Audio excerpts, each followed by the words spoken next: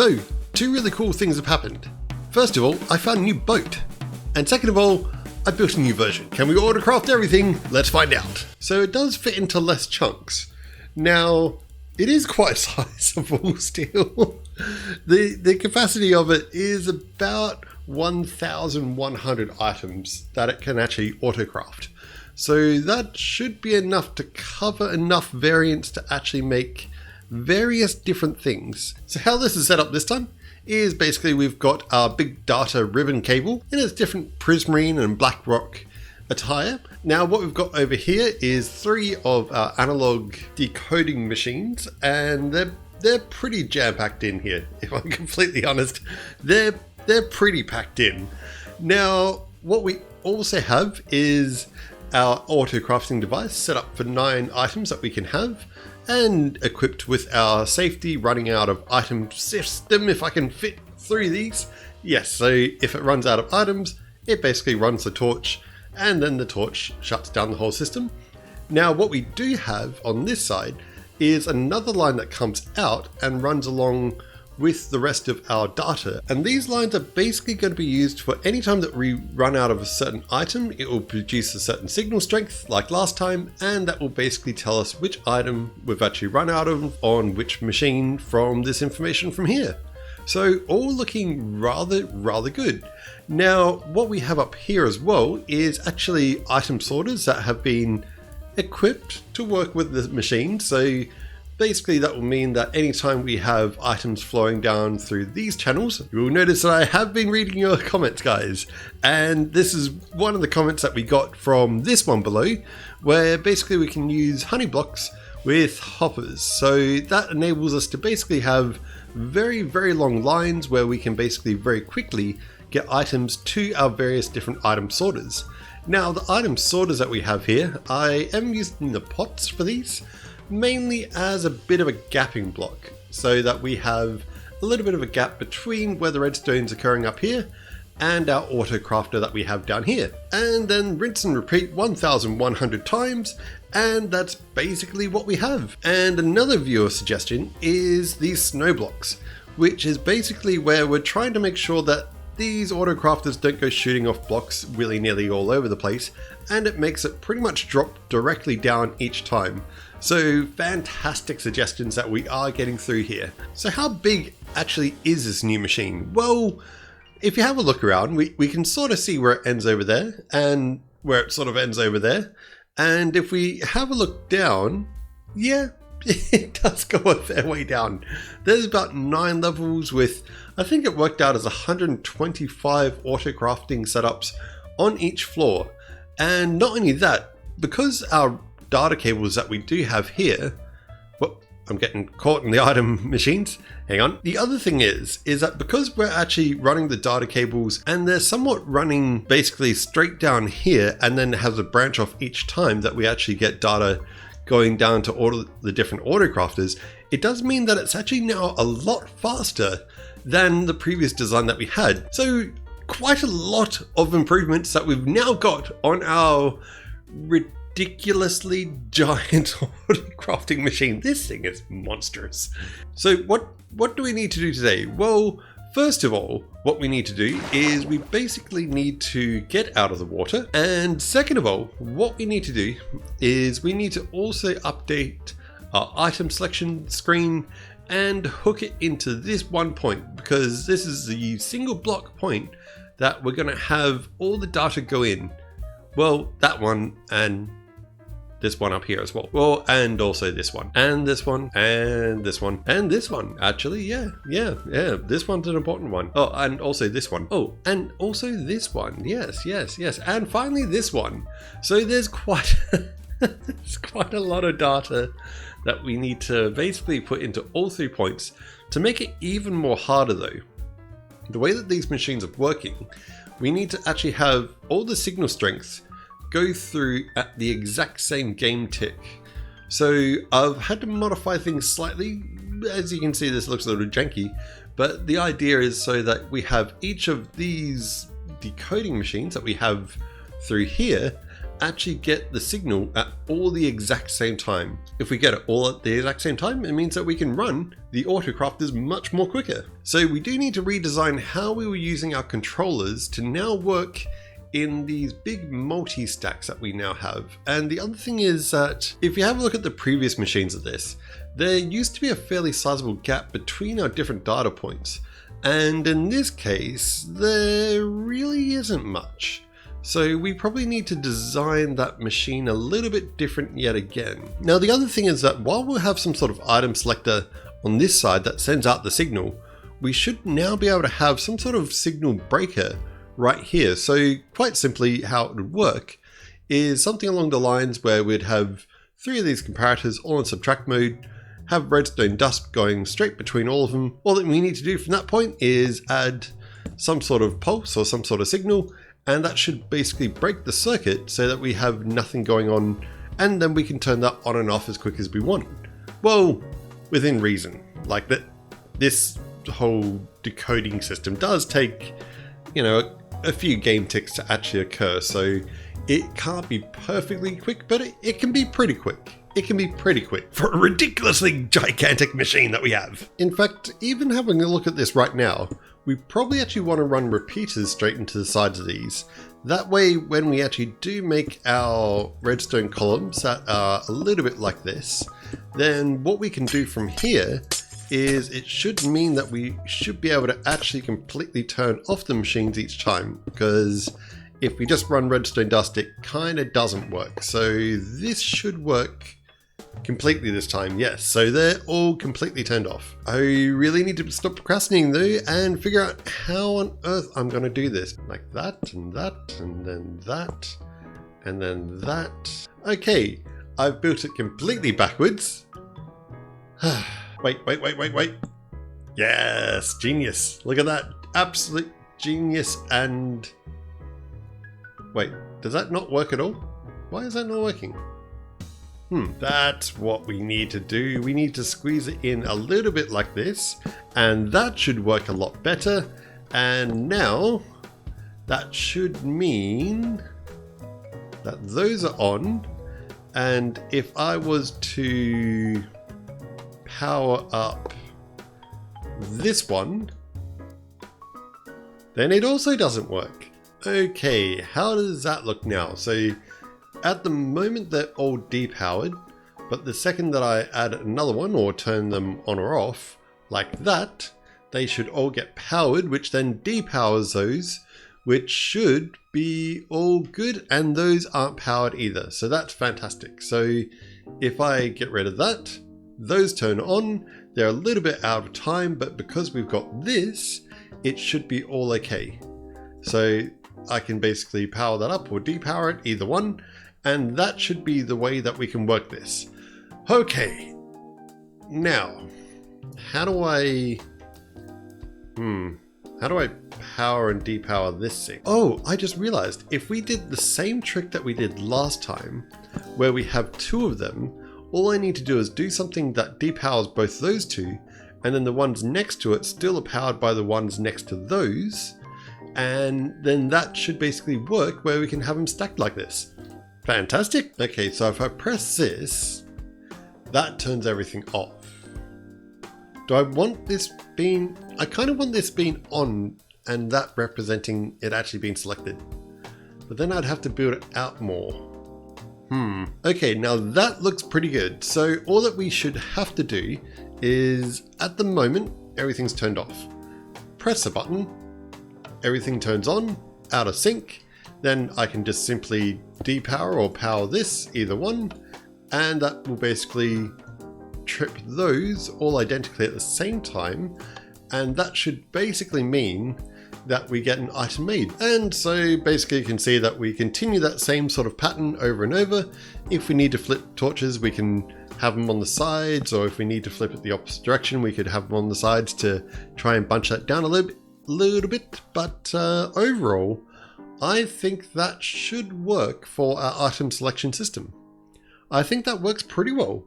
And not only that, but this system does seem to work pretty well as well. This is going to have to be a little bit more interesting about how we move this up. Yeah, I'm thinking with this system, we might actually use a scaffolding line. That way we can basically create the pulse so that it's quite quick, but then it doesn't matter if it's a little bit out of sync between this line and this line. As long as all three of those go off at the same time, which is what this does, it should be all perfectly good. How tall is this thing? I feel like I've been going up forever. Okay, so that should be pretty much what we're looking for. So how this should work is each time we activate and deactivate these, we should actually get... Wait. Oh wait. I've done this all wrong. I've done this wrong. It's not going to work like this. What am I doing? And I've just realized that this is now in the wrong location. So, yeah.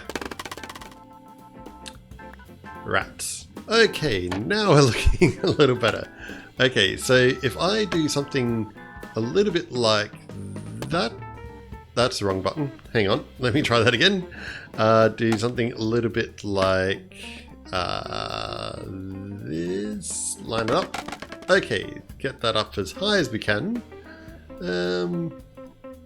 I can't really tell how high it is actually. So that should trigger off all those at the exact same time, and it should break the system. So if we do that, wait, does that? Yes, that works perfectly. Look at that. Hang on, I've just realized that I probably actually want those comparators turned off until I'm ready to actually trigger it. Otherwise it could trigger things incorrectly because that doesn't have perfect timing between all the different layers. Yet again, hey? Yet again. Okay. Now I can add the scaffolding back, which is there, and then there, like that. Add it all back up the giant thingy-bob, like that, so that I can do multiple different ones as well. That should be enough. And when I do that, those basically turns that off, which, that turns that off, which basically turns that on, and we're all good. Okay, disconnection system working. So all that we need to do is control this either turning on or off. Now the reason why I've put this down to a single point like this is mainly so that I can control either a single item getting made, or I could have a system next to it that would have, say, a whole stack getting made, or another whole system that has 2 stacks or 3 stacks. Basically, we have a lot more flexibility about how much we're now making because we're just using this very simple system as a way to basically control when the comparator signals get to turn off, which they're constantly turned off. Wait, no, they're not. Hang on. I need to put them in subtract mode. I've just realized I've stuffed that up. Okay, so now we've got some comparators in there. If we had these comparators getting powered by just some redstone blocks, so full power, 15 signal strength. Yeah, full power. Look at this. I worked into another episode. Okay, so if we had these getting powered, these will get unpowered because that is actually powered by that torch down there. And it's not until I hit this that it sends it through the entire signal as a pulse. In fact, if we wanted to go one step further, what if we had an observer here? Because then that triggers the block. Yes, look at that. Then we could even get rid of all this rubbish. Yes, that makes entire sense.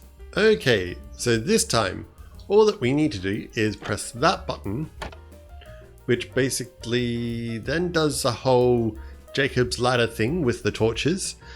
And then I can realize that I could have just made this a whole bunch easier yet again. Huh. Hang on, let me redesign this again. Okay, but this should work in theory. I've just placed the wrong thing again. If I press this, then that depowers that, which is all perfectly fine. And that works perfectly fine from there. But if I was to then move that 1 block away, no, 2 blocks away, now that is a bit wider. That's fine, that's fine. I can live with that. I can work with that. That's okay. And in fact, I wonder if I could tuck that back in. Hang on a sec. From here, all that we need to do is to bring that down a little bit, add our scaffolding, re-grab our trapdoor, because basically I keep on throwing that away for some really silly reason. Do that, then we can do that. Put a button here, press this. Wah! Ho ho ho ho. Ha ha ha. Okay, lever time. Now if I want it on, if I want it off, and I want it on, fantastic. So all that we have is a whole bunch of observers observing that line there going through the very middle, which means that when the observers actually power or depower, well, when the observers get triggered, they power these blocks in the middle, then they basically go to the redstone bulbs, copper bulbs, then they go through the comparators, taking the signal out of that, then they either power or depower these torches from here, which is then running these lines on this side, which basically depowers these comparators. Fantastic. And I don't know about you, but this kind of seems like some pretty professional looking redstone stuff. I mean, generally this channel gets a little bit sort of messy, if I'm completely honest, sometimes with redstone. But this is pretty compact. This is pretty professional looking stuff, I think. I'm quite proud of myself. Okay, so all that we need to do is duplicate this multiple times for each individual item that we want. And then we have our big signals that go up and down. And then we just need to duplicate these modules multiple times going up. And that's basically it. The next thing to do is work out what we're gonna do with these crying obsidian lines. So these crying obsidian lines, in case you've forgotten, are basically an indication as to which item we've run out of. And then that's what we could do. So what we could do, right? So we could have 3 of those, okay, not there. Okay, we could have 3 of those decoding machines, much the same as what we get on this side, and have them decode what machine we were trying to address. Then with this one, what we need to do with that is to take out the signal strength like that.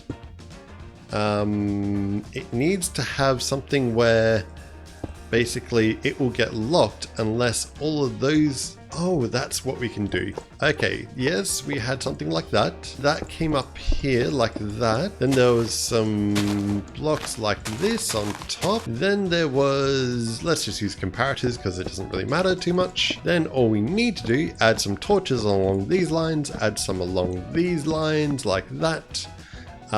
It's not going to work with this signal strength. No, it won't.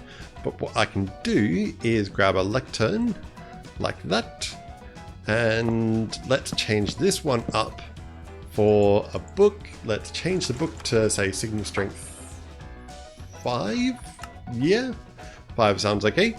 And now we have the exact one. So basically we're now using this as a kind of decoding device to tell us which of our items we've actually run out of, which all that we need to do now from there is to have some sort of dispenser or something like that here, so we can redispense the item, send it back into the machine through the very big lines that we've got up on top here, which then go down into the item sorters, and we're all good. So all that we're going to need to do is for every single one of those modules that we have, so each one of these AutoCrafting modules that we have, we'll have to make our own one of those, and also have some of these decoders, and pretty much a similar line like this, although one bigger, because now we've got it with these ones up the top. In fact, it would be exactly this high. It'd be exactly that high. So all that we need to do now with that is redesign that on a mass scale, the same size as this machine, but next to it. Oh! No! So, in other words, even though I spent pretty much my entire day building this, we now have to build one right next to it for the same thing. Well, bollocks.